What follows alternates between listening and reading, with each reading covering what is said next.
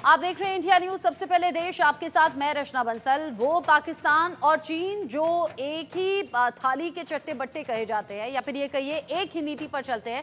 चीन के हाथ की कठपुतली पाकिस्तान को कहा जाता है। चीन अपना मतलब पाकिस्तान से पूरा करता है। उसी पाकिस्तान को लेकर एक बड़ा अपडेट है कि चीन का जो भरोसा है वो पाकिस्तान से डगमगा रहा है।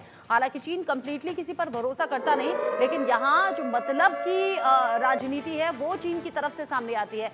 चीन की पाकिस्तानी एजेंसियों पर भरोसे डगमगाने से जुड़ी ये खबर है।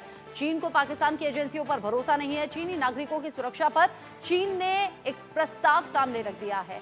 पाकिस्तान में चीन अपनी एजेंसियों की तैनाती चाहता है अपने नागरिकों की सुरक्षा के लिए। चीन के प्रस्ताव से पाकिस्तान कतई सहमत नहीं है। आतंकी हमलों में नागरिकों की मौत के बाद यह प्रस्ताव रखा गया है। चीन हालांकि वक्त वक्त पर इस बात का विरोध भी करता रहा कि पाकिस्तान में उसके अपने नागरिकों यानी कि चीनी नागरिकों पर हमले हो रहे हैं, चीनी नागरिकों की जान जा रही है। ऐसे में पाकिस्तान से कई बार चीन इस बात को कह भी चुका है और अपने नागरिकों की सुरक्षा सुनिश्चित करवाना भी चाहता है, लेकिन पाकिस्तान इसमें नाकाम रहा है। पाकिस्तान चीनी नागरिकों की सुरक्षा कहां से करेगा जब पाकिस्तान अपने ही नागरिकों की सुरक्षा सुनिश्चित नहीं कर सकता। वहां जगह जगह हमले हो जाते हैं, तमाम तरह से हमले और फिर धमाके, जिसमें पाकिस्तानी लोगों की बड़ी संख्या में जानें जा रही हैं। लगातार धमाकों का सिलसिला जारी है और ऐसे में चीनी नागरिकों पर जो हमले हो रहे हैं उसे रोकने में भी पाकिस्तान पूरी तरह से नाकाम है। और अब चीन ने कर लिया है बड़ा फैसला।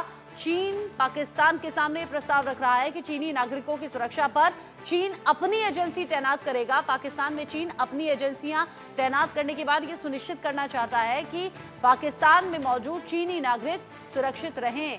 सीपीईसी प्रोजेक्ट को लेकर यह कदम जरूरी है, ऐसा चीन जानता है, समझता है और पाकिस्तान के सामने अब यह बात रख भी दी है।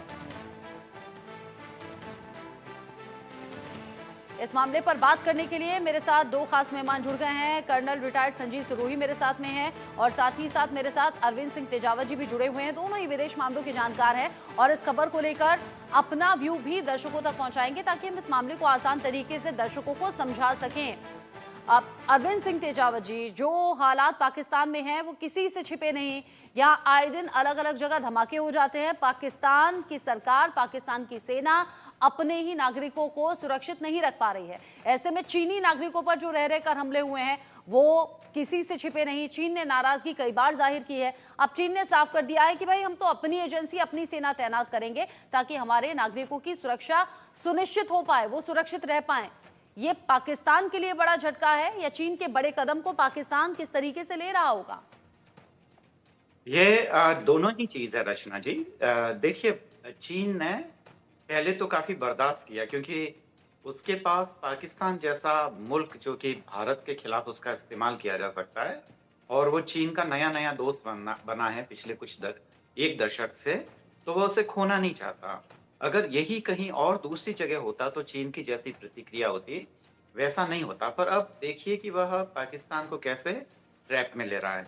वह कह रहा है कि अब उसकी अपनी सुरक्षा एजेंसियां वहां पे सुरक्षा का जिम्मा लेगी क्योंकि पाकिस्तान की जो आंतरिक सुरक्षा एजेंसियां है या कि उसकी जो खुफिया तंत्र है वह यह करने में विफल रहा है।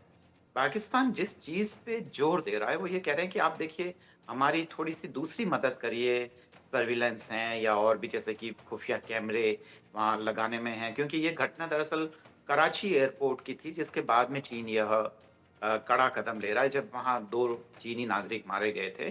टेक्निकल फील्ड से थे, इंजीनियर्स थे, थाईलैंड से लौटे थे। तो वहां पे ये सब हो रहा था। तो यहाँ चीन कह रहा है, पाकिस्तान कह रहा है कि आप हमारी दूसरी तरीके से मदद करिए, नहीं तो अंतर्राष्ट्रीय बिरादरी में हमारी ये फजीयत होगी कि हम सुरक्षा तक मुहैया नहीं करा पा रहे हैं। पर चीन ये चाहता है कि इसी बहाने अगर उसके सोल्जर्स अगर वहां आ जाते हैं तो वह पाकिस्तान पे और ज़्यादा शिकंजा मजबूत कर पाएगा। हालाँकि अमेरिका, भारत को यह बिल्कुल भी पसंद नहीं आएगा। दूसरी बात ये कि मेरी इस बात को बहुत सारे जो डिप्लोमेट्स ने बहुत ही आदर्शवादी मानकर खारिज कर दिया था। पर अभी भी मुझे ये लगता है कि अगर वहाँ के बहुत सारे कामों में भारत अगर अपनी विशेषज्ञता का इस्तेमाल करके वहाँ अपनी प्रेज़ेंस देता है, तो वहाँ के पाकिस्तानी नागरिकों की तरफ से वेलकम होगा। कि ऐसा अनेक बार देखा गया है कि जब भी भारतीय क्रिकेटर्स पाकिस्तान गए हैं या कुछ भी हुआ है, तो पाकिस्तान के लोगों ने जितना उनका वेलकम किया है, उतना किसी देश में नहीं, जबकि चीनियों के प्रति पाकिस्तान के नागरिकों में एक खास तरीके का हेटेडनेस है। यहाँ पे जो पाक ऑक्युपाइड कश्मीर है, जिसको वो आज़ाद कश्मीर बोलते हैं, वहाँ पर भी चीनी नागरिकों पे हमले हुए हैं, जो उनका जो बांध का या डैम का प्रोजेक्ट था।